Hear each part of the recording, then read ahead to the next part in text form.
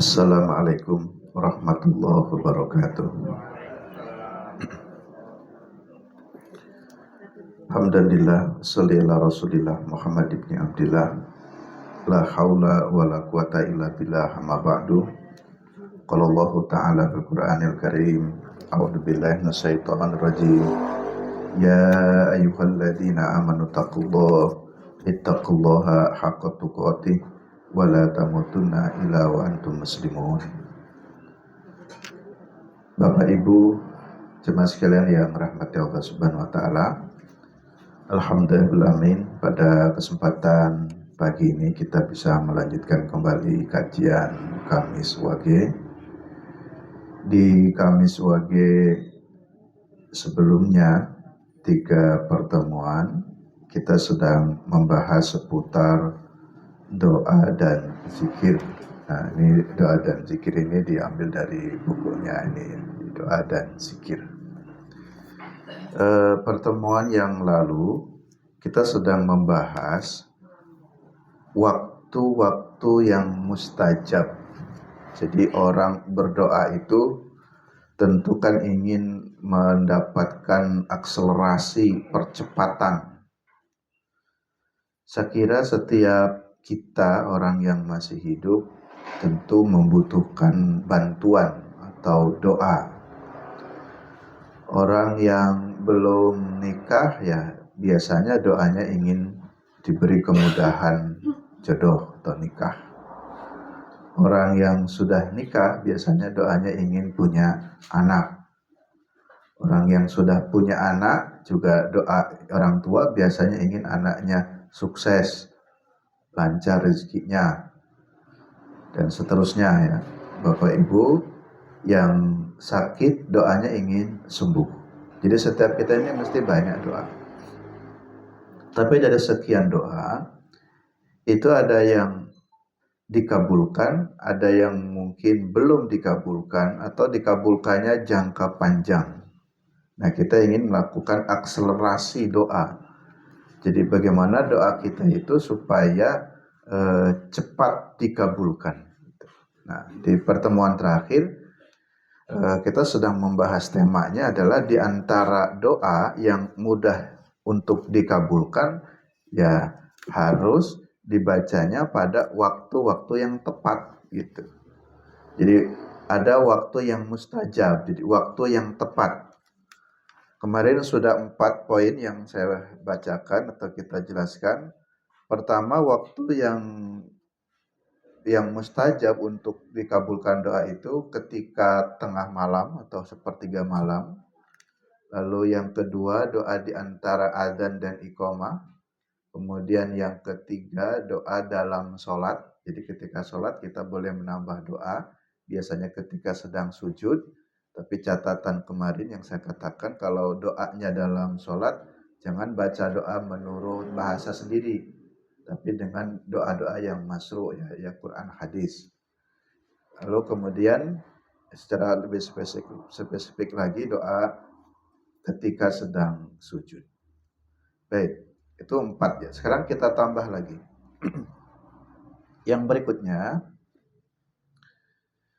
waktu yang mustajab doa seseorang itu dikabulkan adalah doa setelah selesai sholat.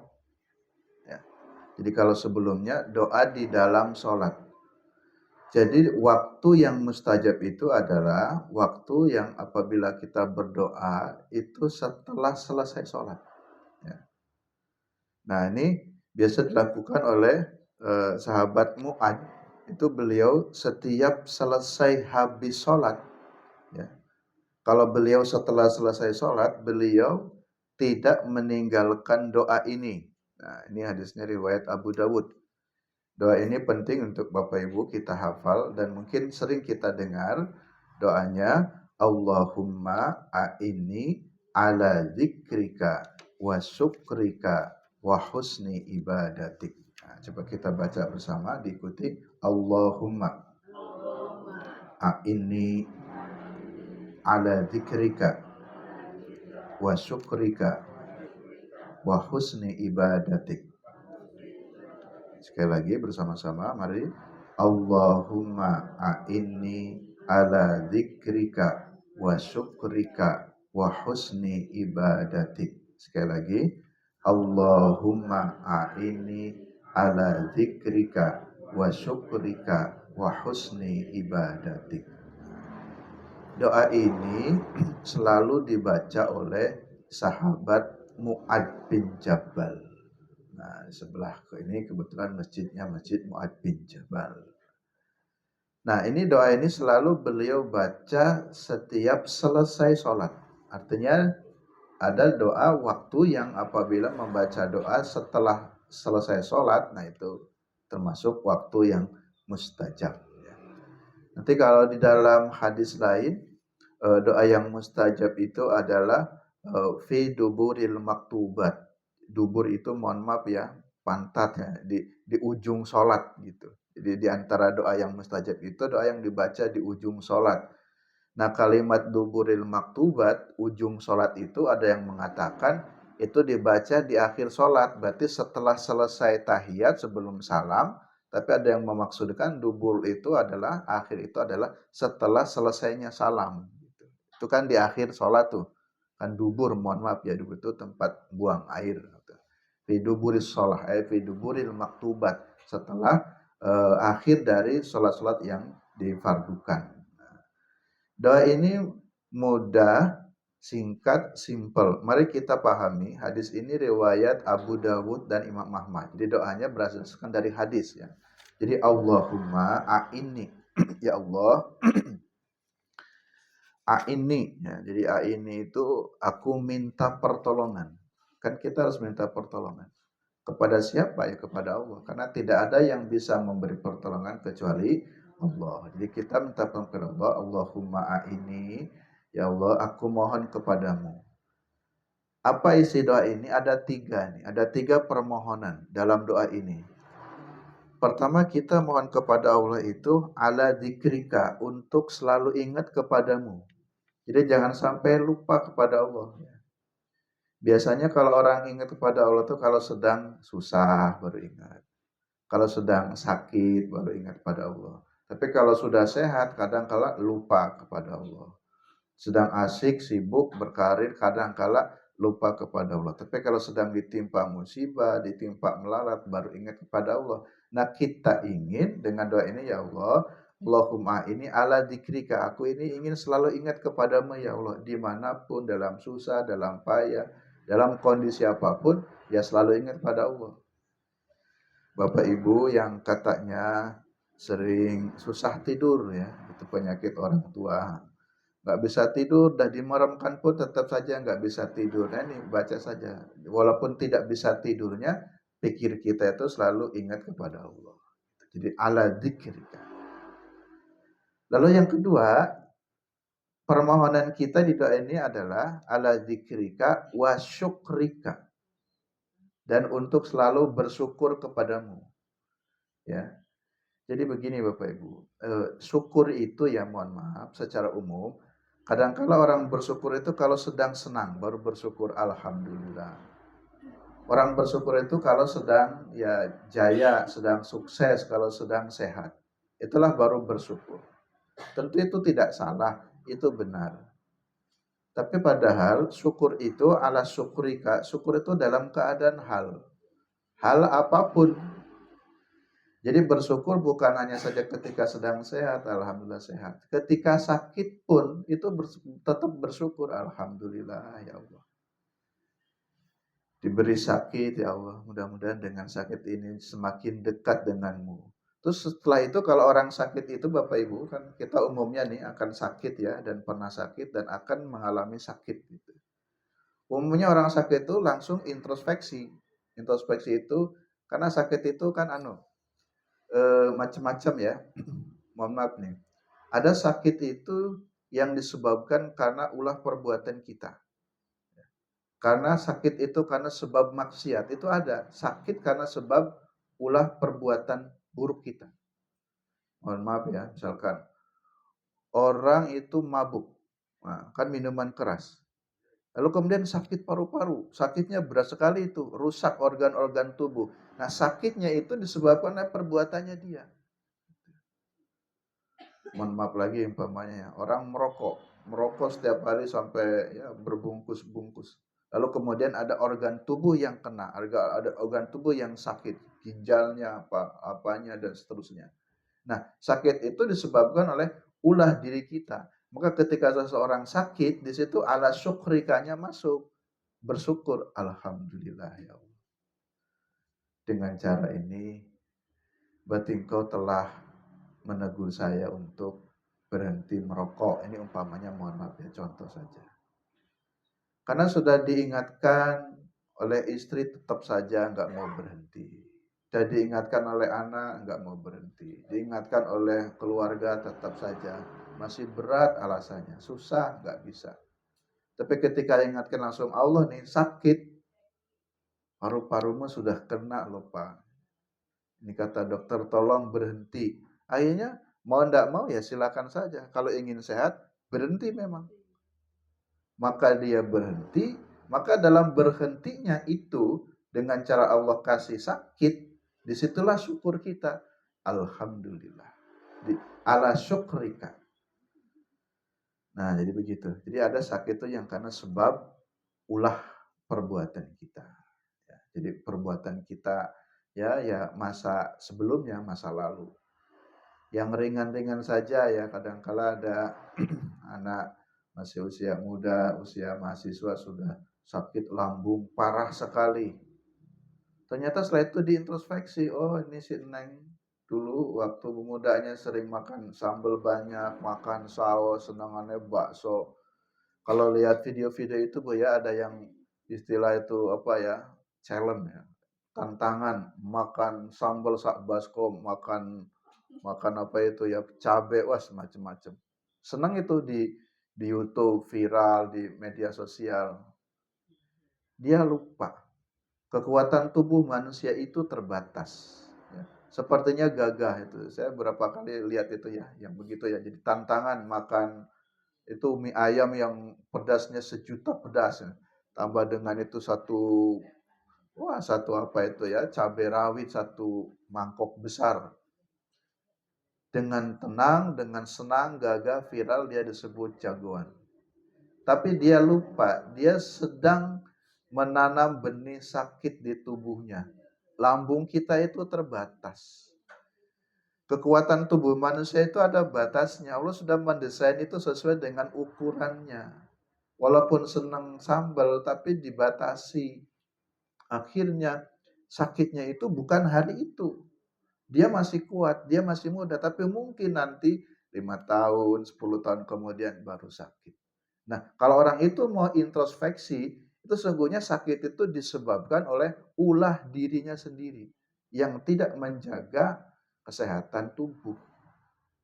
Maka orang yang sadar disitulah ala syukrika.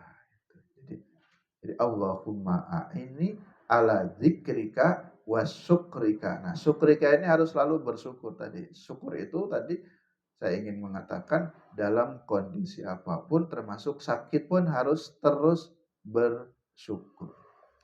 Ya. Nah, Bapak Ibu, ini sedikit bicara sakit ya. Bapak Ibu pernah sakit nggih? Pernah nggih? Kalau sakit ingin sembuh nggih, Pak? Ingin sembuh. Orang sakit itu ingin sembuh. Nah, ketika orang sakit semuanya ingin sembuh.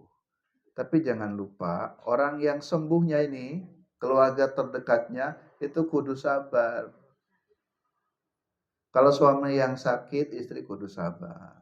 Istri yang sakit, berarti suami yang sabar. Orang tua sakit, anak yang sabar. Anak yang sakit, orang tua yang sabar merawat. Jadi jangan bilang begini, orang sakit itu gitu aja, merengut gitu aja, apa ngomel-ngomel. Udah sabar saja. Jadi kalimat suruh sabar saja tapi sambil marah orang yang sembuh itu kan gak enak tuh dia itu orang yang sakit itu. Jadi tetap harus memberikan semangat, sabar Bu, insya Allah jadi pahala. Mudah-mudahan sakit ini menjadi pelebur dosa. Sehingga si pendamping pun sama-sama dibingkai dengan bingkai agama. Sehingga enak semuanya. Ibu pernah pergi ke dokter ya, ada dokter itu yang judes ya, ada dokter itu yang galak gitu. Itu kan kita sakit ingin sembuh, malah dimarah-marahi, kan makin sakit. Akhirnya orang malas ke dokter, jadi takut. Harusnya dokter, perawat, siapapun keluarga juga orang sakit itu kan ingin ya bagaimana ya, ya ingin mengurangi rasa sakitnya minimal dengan ucapan, minimal dengan kalimat sabar, diterima. Gitu. Kalau orang sakit yang marah-marah namanya apa? Tidak terima itu namanya dumal gitu apa ya? Ngom, ah, mengeluh, mengeluh, ngeluh. Mungkin kalimatnya begini, sabar Bu ya, tapi ndak usah ndak usah apa ya ngeluh, sakit gitu aja kok ngeluh Pak. Itu kalimat begitu pun ya kurang nyaman tuh. Kalimatnya yang pertama betul, suruh sabar, sabar Budi. Tapi ya jangan suka ngeluh. Nah itu kalimat jangannya itu kan menjadi nggak nyaman tuh. Jadi seolah-olah kita tuh divonis suka ngeluh. Kalau namanya orang sakit tuh kita kan ingin curhat juga tuh. Ya suami curhatkan ke istrinya, istri curhatkan ke suaminya. Jangan sampai ya suami sedang sakit curhat ke istri, istri bilang nggak usah ngeluh toh Pak, ngono wae kok ngeluh. Nah, itu perasaan nggak enak gitu ya. Nah, jadi kembali ke sini bahwa syukur ala syukrika itu dalam sakit, dalam sehat, dalam susah, dalam bahagia semuanya harus bersyukur. Kemudian yang ketiga, inti dalam doa ini adalah wa husni ibadatik. Nah, ini wa husni ibadatik. Ya Allahumma ini ya Allah, aku mohon kepadamu supaya ya aku diberikan kekuatan untuk terus memperbaiki ibadahmu. Husni itu kan baik. Selalu ibadah yang terbaik untukmu ya Allah. Ya. Jadi selalu yang terbaik untukmu. Yang tadi saya menggambarkan ya, kadangkala tidak semuanya. Umum-umumnya orang itu kalau sedang sehat itu sholat itu cepat. Tapi kalau sedang sakit baru mulai khusyuk. Ya Allah, ya Allah. Kalau sedang sehat itu kadang-kala zikir itu ya cuman sebentar ingin segera pergi, meninggalkan tempat duduk sholat. Tapi kalau sedang ada masalah, sedang ada sakit, baru kemudian ya kita memperbaiki ibadahnya. Tentu tidak salah, itu semuanya nggak salah. Tapi yang diinginkan dari doa ini adalah dalam kondisi apapun, ya sedang sehat, ya sedang sakit, tetap berusaha wahusni ibadati. Inilah indahnya doa ya. Ada 3. Allahumma ini ala dzikrika wa syukrika wa husni ibadatik. Mari kita baca lagi biar hafal bersama-sama. Allahumma a'inni ala dzikrika wa syukrika wa husni ibadatik. Sekali lagi. Allahumma a'inni ala dzikrika wa syukrika wa husni ibadatik. Itu ada 3 poin ya. Ini hadisnya rawahu Abu Dawud wa Ahmad. Hadis riwayat Abu Dawud dan Ahmad. Nah, Bapak Ibu jemaah sekalian rahmati Allah Subhanahu wa taala. Sesungguhnya banyak doa ya yang mungkin sebagian sudah saya jelaskan di pertemuan sebelumnya. Jadi jangan menyepelekan hal-hal yang kecil tapi itu faedahnya sangat besar. Contoh istighfar. Istighfar itu di dalam kitab Riyadhus Shalihin itu kan manfaatnya sangat besar sekali. Yang pernah saya jelaskan tentang kisahnya Hasan Al-Basri itu. Nah ini ada satu kisah lagi yang saya mumpung ingat. Ini kisahnya Imam Ahmad bin Hambal, Imam Hambali. Nah, jadi kisahnya ini sesungguhnya kita sebut saja tukang roti ya. Waktu itu pedagang, seorang pedagang. Dalam satu kesempatan Imam Ahmad itu kan tinggal di Baghdad. Baghdad itu di Irak. Entah kenapa dia ingin pergi ke Basrah. Ya, kalau ulama dulu kan dai ya sering ya keliling lah ya. Nah, kalau di kita ya tergantung ya, ada kelilingnya antara kampung, antar kota, bahkan ada lintas negara itu. Nah, keliling. Imam Ahmad yang orang Baghdad, yang tinggal di Baghdad, di Irak, dia ingin pergi ke Basrah. Setelah sampai di kota Basrah, beliau Imam Ahmad itu mampir ke satu masjid. Nah, ini biasanya ya Bapak-Bapak, kita pergi kemanapun, yang pertama kali kita cari adalah masjid. Jadi kita mampir ke mana? Masjid. Kita bertamu, gitu. Kalau bertamu, gitu, cari masjid. Masjid dulu, nanti tanya, ini masjidnya di mana ya? Gitu. Karena kita orang yang terbiasa di masjid dan sangat positif. Nah, Imam Ahmad pun menjadi musafir yang dicari siapa ketika di sana tidak ada sanak famili ke masjid. Beliau mampir di masjid. Lalu kemudian beliau itu Imam Ahmad itu ingin istirahat ya karena jauh seorang musafir. Tiduranlah katakan di masjid. Mohon maaf oleh takmirnya itu nggak boleh diusir. Nah, ini saya kira masjid yang tidak ramah kepada jamaah ya. Nah, ini juga pelajaran bagaimana kita membuat masjid itu ramah ya dengan jamaah. Kan kita nggak tahu ya kondisi seperti apa orang tersebut ya itu. Memang kalau cuma numpang tidur saja tapi nggak sholat ya mabuk tidur di masjid itu tentu salah. Tapi kan tidak semua orang begitu. Ini Imam Ahmad ini ulama besar mampir ke masjid, si takmirnya kira-kira yang nggak tahu kalau itu Imam Ahmad. Diusir, mau istirahat. Akhirnya Imam Ahmad keluar, kemudian ya istirahatnya di teras lah, di serambi di terasnya. Jadi kalau di dalamnya dikunci. Nah, maka mohon maaf ya, sebagian menurut pendapat saya masjid yang pintunya suka dikunci itu kurang baik. Di masjid itu ya 24 jam saja full, silakan mau sholat, mau itikaf, mau apa. Jadi jangan dikunci 24 jam. Adapun wah nanti ada maling, nanti mic-nya hilang. Ya enggak apa-apa, tinggal disiasati ya dan seterusnya. Tapi juga jangan membatasi akses masjid. Kan ada tuh ya masjid yang begitu. Jadi dibukanya pas saat sholat saja. Setelah selesai sesuatu pada dikunci. Nah, biarkan saja istirahat. Lagi itu kan rumahnya Allah, toh, rumah Allah, Baitullah yang milik kita semua. Orang Islam yang mau sholat. Ayo Imam Ahmad pindah ke teras tuh. Ketika pindah ke teras pun si takmirnya tetap ngusir. Pokoknya jangan tidur di sini. Jangan tidur di masjid. Pergi. Nah, rupa-rupanya ketika Imam Ahmad ini diusir, ada seseorang yang tahu, yang melihat itu. Nah, yang melihat itu yaitu pedagang, pedagang roti. Pedagang roti itu lihat lalu ngampiri Imam Ahmad. Lalu kemudian ditanya ngobrol dari mana dan seterusnya. Terus ingin istirahat, diajaklah kepada rumah si pedagang itu, ya, yang rumahnya sederhana, tukang roti itu. Lalu kemudian Imam Ahmad mau, nah masuk di rumah tukang roti, dan betul memang dia tukang roti, dia bikin ya adonan rotinya untuk ya kehidupan seharinya kan jualan roti. Ternyata Imam Ahmad memperhatikan. Setiap kali si pedagang itu sedang mengolah roti, dia selalu beristighfar terus. Astagfirullah, astagfirullah begitu. Ini diperhatikan oleh Imam Ahmad. Saya sedang ingin mengatakan besarnya makna istighfar itu. Dia sedang bikin roti pun selalu istighfar. Astagfirullah, astagfirullah. Hanya ngobrol dengan Imam Ahmad.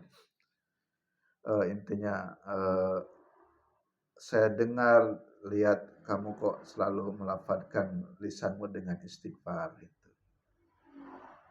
Apa keutamaannya atau apa manfaatnya kok selalu membaca istighfar? Lalu kata si pedagang ini, ya Tuan, saya alhamdulillah ini sudah 30 tahun saya selalu beristighfar. Coba Bapak Ibu nanti kita ambil faedahnya ya. Saya sudah 30 tahunan selalu membaca istighfar. Membikin roti baca istighfar, apapun baca istighfar.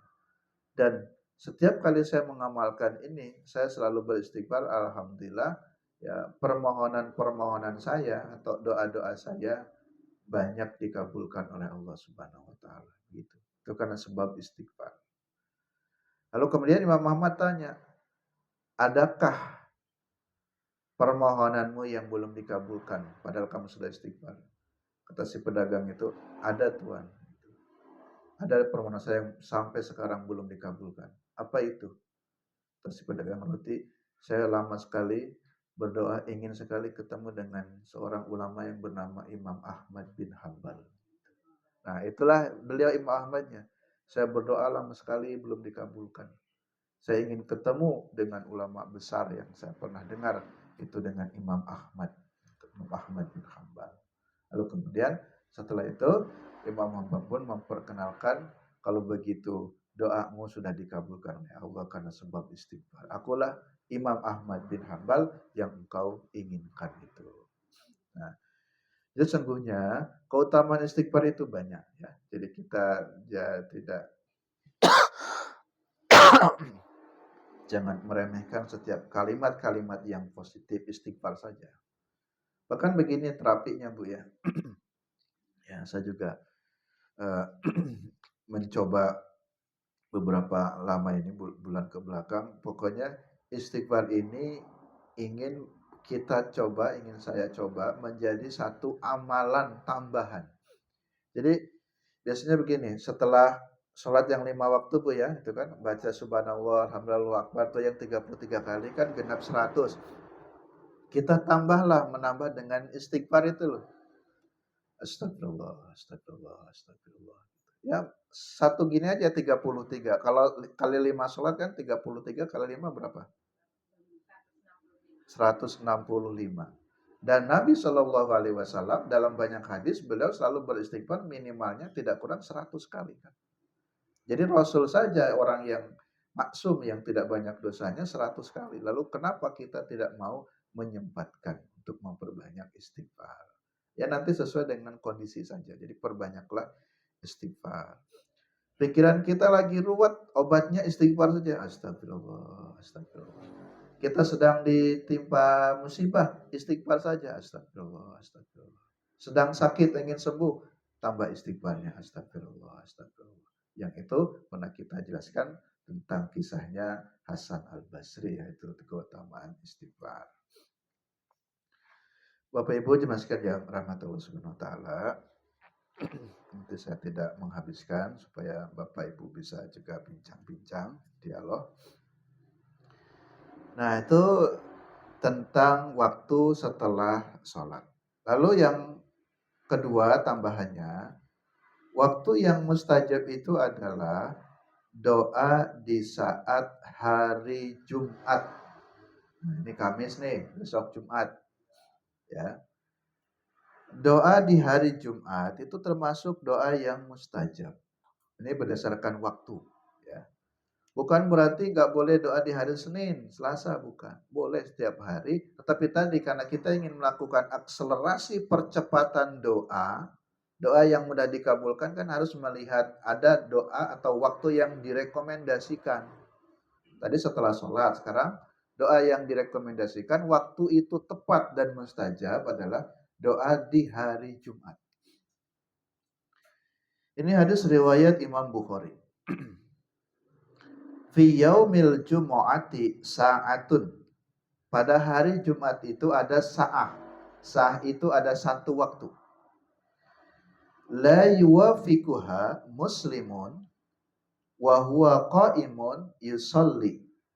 Yang tidaklah seorang muslim pada hari tersebut dia kemudian sholat yas'alullaha khairan, lalu dia berdoa, yas'alu meminta, berdoa kepada Allah, khairan minta kebaikan, illa a'tahu malaikat Allah akan mengabulkannya. Jadi mudahnya gini, siapa orang yang berdoa di hari Jumat, di satu waktu di hari Jumat, maka Allah a'tahu akan memberikan permohonannya itu atau mengabulkan doanya. Nah, ini hadis sahih rawahul Bukhari, riwayat Bukhari. Lalu kemudian ulama berbeda pendapat. Seperti dalam saya baca di kitab Ibanatul Ahkam hadis itu, Syarahnya atau penjelasannya itu beda-beda. Waktu yang mustajab di hari Jumat itu kapan tepatnya? Ada beberapa tafsir, ya. Ya, kita bisa mengambil salah satunya. Tapi kalau hadis Bukhari ini secara umum, fi yaumil Jumat, pada hari Jumat saatun. Nah, yang pertama ada yang mengatakan waktu yang mustajab yang terjadi di hari Jumat itu adalah waktu antara khotib sedang duduk sampai selesai sholat. Itu ada hadis tersendiri tentang itu. Nah, ini lebih spesial ini untuk bapak-bapak yang ikut Jumatan. Jadi bapak ya, ketika sedang mengikuti Jumatan, khutbah Jumat, di situ si khotib ada duduk di antara dua khutbah. Nah, istirahat tuh. Duduknya si khotib itu kan gak lama. Ya, paling setengah menit atau lamanya 1 menit. Gitu. Maka di setengah menit niku Pak 30 detik ambil doa-doa yang pokok. Kita sedang butuh apa? Kalau sedang sakit, baca di situ, ya Allah, sembuhkanlah sakit saya gitu. Doa-doa yang pokok. Bapak sedang butuh apa? Anaknya ingin supaya dapat pekerjaan, ya Allah, berikan kemudahan pekerjaan untuk anak saya. Apapun di situ. Nah, itu doanya singkat dan hadisnya lebih khusus lagi ya. Jadi tapi di dalam buku ini tidak ada, tapi ada hadis yang saya baca. Jadi doa antara duduknya khotib itu sampai selesai sholat Jumat. Ini tafsir yang pertama. Itu waktu mustajab. Nah, ibu-ibu kan tidak ikut Jumatan. Nah, ibu-ibu nggak ikut Jumatan, bagaimana caranya? Nitip ke suami, Pak, nanti tolong doa ini Pak saat itu sedang Jumatan. Mbah Darmo titip sinten Mbah? Mbah Darmo nitip. Suaminya ndak Jumatan lagi Mbah. Titip mantu, titip siapa? Kayak orang haji lah, haji umrah itu Bapak Ibu memang betul ya. Kalau orang berangkat haji umrah itu datang silaturahim, Pak saya nitip doa. Kenapa? Karena di Makkah itu kan ada tempat yang mustajab gitu. Nah, jadi dalam sudah berangkat. Oh, alhamdulillah. Nah, makanya WA nyuwun doanya. Oke, alhamdulillah. Jadi jadi kita waktu, tempat yang kita mungkin tidak bisa, boleh nitip. Tolong bantu doakan. Kan nanti bisa, ya Allah, tolong sembuhkan anaknya si fulan, ya Allah, kan gitu. Yang kedua, tafsir tentang hari Jumat doanya mustajab itu adalah di rentang waktu asar sampai ghurubis syamsi. Jadi waktu asar. Jadi kalau begitu, ini semua bisa dilakukan nih Bapak dan Ibu ya. Pas sholat asar, di situ ada waktu yang mustajab, maka sempatkan setelah asar itu. Kan sudah agak free juga tuh. Yang kerja sudah selesai, agak rileks. Bisa nambahlah sedikit, 5 menit, 10 menit, tambah doanya, tambah zikirnya setelah sholat asar. Jadi antara rentang waktu asar sampai maghrib. Dan tafsir yang ketiga, ya di situ fi yaumil Jumat adalah Jumat keseluruhan. Mau pagi hari, mau siang hari, mau sore hari, silakan memperbanyak doa di hari Jumat. Itu termasuk waktu yang yang mustajab ya. Nah, terakhir untuk menutup pengajian ini ada satu kisah lagi. Namanya ini kisah si Bal'am ya. Kisah Bal'am ini diambil dari catatannya Ibnu Abi Hatim. Seorang yang bernama Bal'am. Bal'am ini orang soleh. Doa-doanya banyak dikabulkan. Sehingga tidak heran juga ya, mohon maaf kalau di masyarakat kita ada tradisi minta doa kiai gitu. Minta berkahnya doa kiai, doa habib, doa orang-orang yang soleh gitu ya. Ya tidak salah juga. Tapi walaupun itu jangan di apa ya, di apa namanya, dibiasakan atau dikultuskan gitu, dikultuskan. Jadi berharap doanya datang ke kiai kita sendiri nggak mau berdoa, nggak begitu. Tapi memang doa orang yang soleh ya tentu juga lebih mudah untuk dikabulkan. Kan orang soleh itu mohon maaf istilahnya sudah bersih toh. Sudah bersih dalam pengertian mungkin beliau lebih banyak ibadahnya, lebih banyak istighfarnya daripada kita yang masih banyak kotor. Orang bersih kan connect-nya lebih tinggi tuh. Istilah kayak sinyal itu loh ya. Bapak Ibu, kalau orang yang main HP, kalau sinyalnya, kalau ber-HP teleponan kan itu di jam 2 kan gratis, lancar, cepat. Karena tidak banyak orang yang pakai HP. Jadi sinyalnya nggak padat, tapi kalau ini kan padat, kadang sinyal putus-putus. Nah, jadi yang connect itu kan yang begitu-begitu. Ya. Nah, ini untuk menutup kajian ini, kisah Bal'am ini, tadi dari catatan Ibnu Abi Hatim, beliau itu diberikan ada 3 doa yang akan dikabulkan. 3 doa besar ini. Silakan selama hidupnya 3 doa besar ini yang akan dikabulkan. Tapi setelah 3 ini doanya nggak dikabulkan lagi. Di 3 keistimewaannya. Akhirnya karena tahu istrinya ini minta doa pada suaminya, Bal'am. Pak, doa-doa engkau kan banyak dikabulkan. Tapi ada 3 yang khusus istilahnya. Ini untuk doa-doa besar lah. Eh, minta doanya, minta didoakan supaya menjadi orang yang cantik. Jadi dia menjadi istri yang cantik, paling cantik di Bani Israel. Karena permohonannya begitu, akhirnya ya sudah suami ngalah, ya sudah didoakan mudah-mudahan istri saya menjadi orang yang cantik, ya paling cantik ya istilahnya di muka bumi ini. Alhamdulillah dikabulkan. Istrinya itu cantik, sekalangan Bani Israel. Nah, ternyata setelah cantik itu mohon maaf, malah jadi sombong. Malah jadi mencaci maki suaminya. Ini doanya jadi nggak tepat nih. Makanya malah si istri yang merasa cantik ini mencaci maki si suaminya, menghinakan itu, mengusir-ngusir suaminya. Hanya karena suaminya sakit hati dicaci maki oleh istrinya yang merasa cantik itu, akhirnya terpaksa dia pun istilahnya mengeluarkan jurus doa yang kedua, kan punya 3 istimewa. Kedua lagi. Akhirnya saking jengkelnya dikutuk istrinya menjadi anjing. Jadi anjing betina. Akhirnya orang pun mencaci maki si anjing betina itu. Tinggal 1 doa lagi nih. Akhirnya ada yang minta, sekarang yang minta anaknya.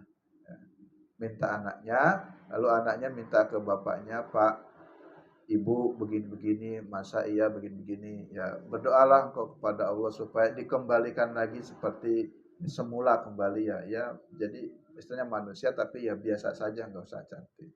Lalu berdoa lagi ketiga ya, dan alhamdulillah dikabulkan lagi.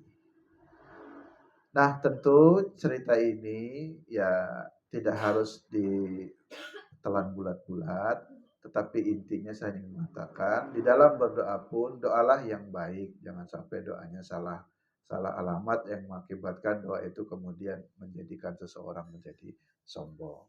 Demikian Bapak-bapak, Ibu-ibu, jemaah sekalian yang rahmatullah SWT, untuk kajian pagi ini masih melanjutkan tentang waktu-waktu yang mustajab, 2 poin ini setelah sholat dan di hari Jumat.